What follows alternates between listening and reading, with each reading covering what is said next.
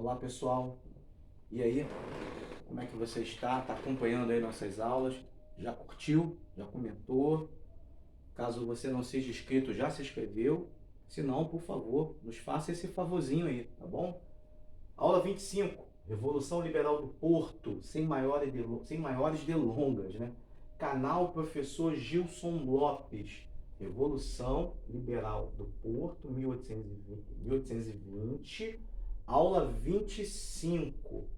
Vamos então diretamente ao assunto. 1808, Dom João VI com a corte, com a nobreza, se desloca para o Brasil, para o Rio de Janeiro, devido à invasão de Napoleão Bonaparte, devido ao bloqueio continental, devido ao governo francês que promove um governo imperialista no continente europeu. E quem é que fica em Portugal?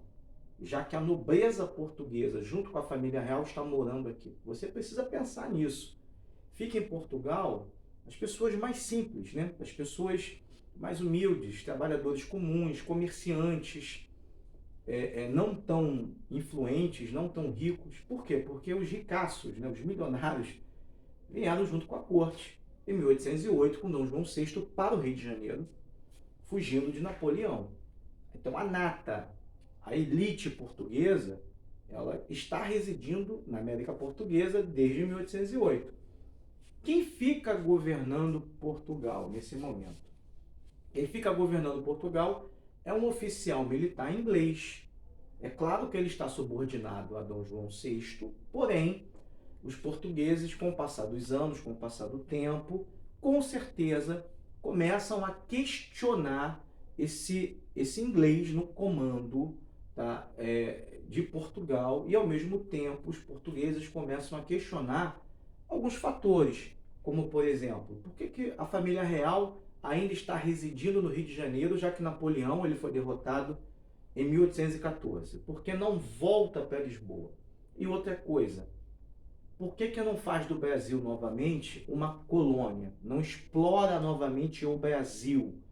Por que o Brasil ele precisa estar na mesma condição de Portugal? Nós vimos isso, inclusive, na última aula, né, que o Brasil foi elevado à condição de Reino Unido. Então, o Brasil tem a mesma importância política e econômica de Portugal.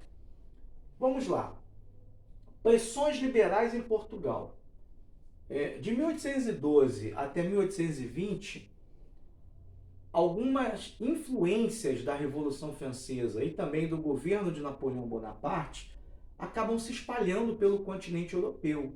Então nós temos algumas revoltas liberais no continente europeu, que inclusive é conhecido como a primeira onda liberal, tá? E nessa primeira onda liberal, isso vai acabar repercutindo em Portugal. Então nós temos aqui, ó, a Espanha tendo revoltas liberais, a Grécia e uma região da Itália, a região de Nápoles, que passaram aí por revoltas liberais na intenção de derrubar o absolutismo. E essa influência, claro, né, eu não devo de maneira nenhuma deixar de dizer para vocês que essa influência ela é uma influência causada pela Revolução Francesa e também pelo governo de Napoleão Bonaparte.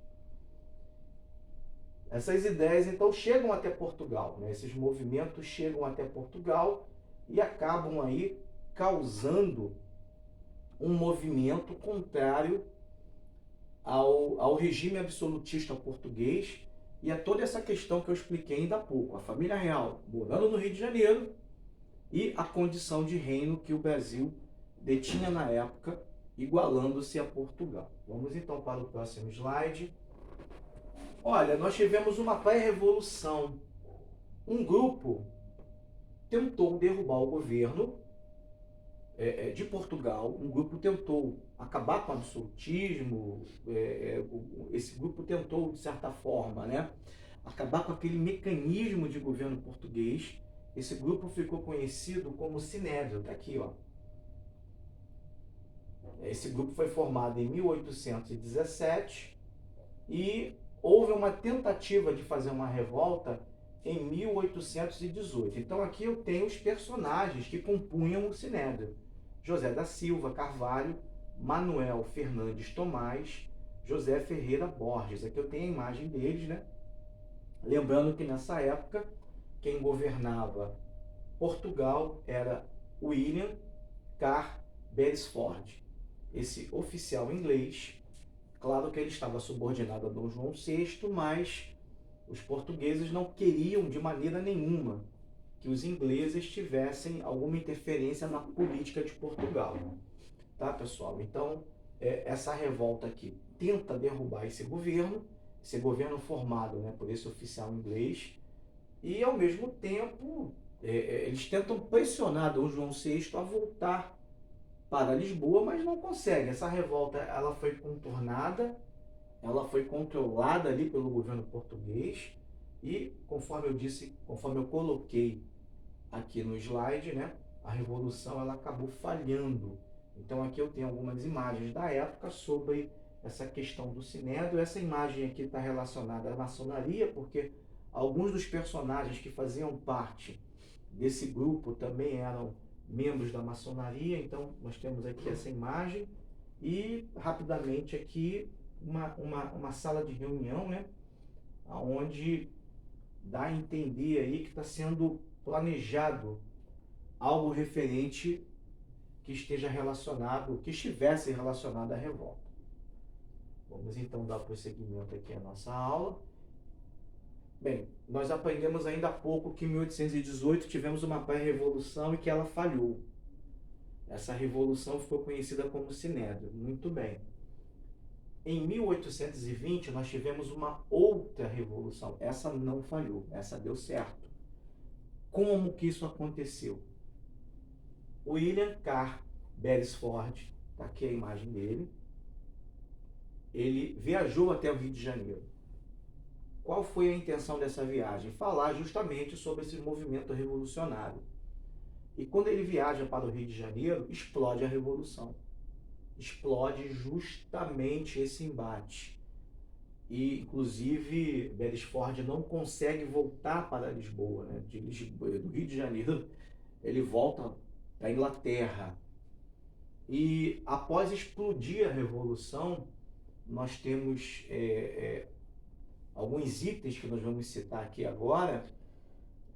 Esses revolucionários que estavam descontentes, eu coloquei aqui no quadro, eles estavam descontentes, né, com a questão do salário dos militares, porque alguns militares acabam participando dessa revolução, dessa revolta, né, estavam insatisfeitos também com a situação do Brasil estar no mesmo nível de Portugal, está na mesma condição de Reino Unido a Portugal.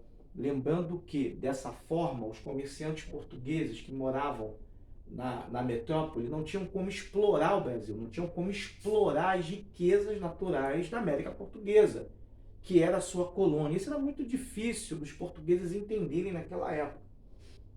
Então eles acabam exigindo a Assembleia, né, aqui conhecida como Cortes de Lisboa. A Assembleia vai exigir que Dom João VI retorne para Lisboa. Essa vai ser a primeira exigência. Outra coisa que a gente precisa também entender, o governo absolutista ele vai terminar lá em Portugal. Então, lá em Portugal, nós teremos a monarquia parlamentarista, ou seja, o parlamento português terá maior poder do que o governo de Dom João VI. Dom João VI ficará abaixo do parlamento. Porém, o absolutismo irá permanecer para as colônias portuguesas. Então, prestem bem atenção. Portugal, suas colônias. O absolutismo permanece. O governo português governando ali o seu território local, agindo ali com seu cidadão metropolitano. Não existe mais absolutismo. Agora nós temos um governo, uma monarquia parlamentar, ou seja, nós temos um governo liberal em Portugal. Então, exigências das Cortes de Lisboa. Protesto contra o governo inglês, ou seja, o governo de Beresford, eles não aceitam mais esse sujeito no comando. a decadência da economia de Portugal, lembrando que o Brasil está na mesma condição de Portugal, então a exploração colonial, o pacto colonial, que é rompido com a abertura dos portos às nações amigas, é questionado aqui nesse momento, porque Portugal está em crise financeira, insatisfação com a inversão colonial, beneficiando os comerciantes do Brasil. As cortes de Lisboa pregavam o fim do antigo regime, a elaboração de uma Constituição, o retorno imediato da corte. Quando é mencionado essa corte aqui, nós citamos a nobreza, né? A nobreza que veio para o Rio de Janeiro em 1808 com Dom João VI. Então, as cortes, ou seja, a Assembleia, quando digo Assembleia, o grupo de deputados, né, que votaram essa lei, que redigiram esse decreto, eles queriam que Dom João retornassem com a nobreza ou parte da nobreza para Lisboa. Isso ocorreu em 1820. Dom João VI ele vai retornar para Lisboa em 1821. E quando ele retorna, então, Portugal passa a ter uma nova Constituição, uma Constituição liberal. Galera, estamos terminando a nossa aula. Um forte abraço. Fiquem com Deus. Foco nos estudos, hein? Um abraço.